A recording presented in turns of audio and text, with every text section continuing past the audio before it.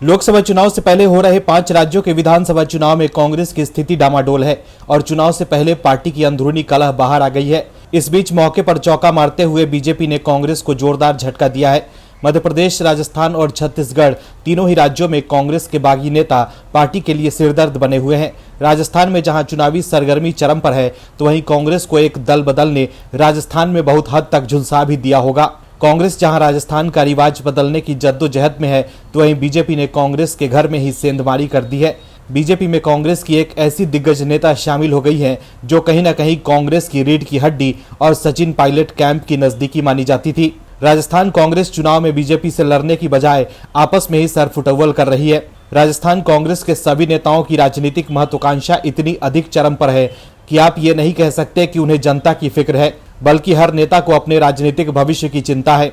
बताते हैं आपको कि कैसे बीजेपी ने कांग्रेस को दिया है सबसे बड़ा झटका, तो बने रहिए खबर में हमारे साथ। राजस्थान विधानसभा चुनाव की वोटिंग 25 नवंबर को होगी। इस बीच कांग्रेस और बीजेपी ने अपनी पूरी ताकत झोंक दी है, लेकिन इस बार बीजेपी ने कांग्रेस को बड़ा झटका दिया है। जयपुर में बीजेपी के प्रदेश कार्यालय में आयोजित एक कार्यक्रम में जयपुर की पहली निर्वाचित महापौर ज्योति खंडवाल और अन्य कांग्रेस नेताओं ने बीजेपी ज्वाइन कर ली है। राजस्थान बीजेपी के प्रदेश अध्यक्ष सीपी जोशी, प्रदेश प्रभारी अरुण सिंह ने कांग्रेस के इन नेताओं का स्वागत किया। बीजेपी पदाधिकारियों ने ज्योति खंडवाल और अन्य नेताओं को भगवा दुपट्टा पहनाकर उनका पार्टी में स्वागत किया। इसके अलावा 2 रिटायर आईपीएस और छात्र नेता रविंद्र भाटी भी बीजेपी में शामिल हो गए हैं। इस अवसर पर प्रदेश अध्यक्ष सीपी जोशी ने कहा कि बीजेपी हवा नहीं तूफान है।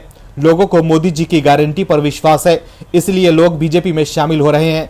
जिनकी खुद की कोई गारंटी नहीं, उनकी गारंटी का कोई मतलब नहीं। गारंटी तो मोदी सरकार की है, जो असंभव को संभव करके दिखाती है।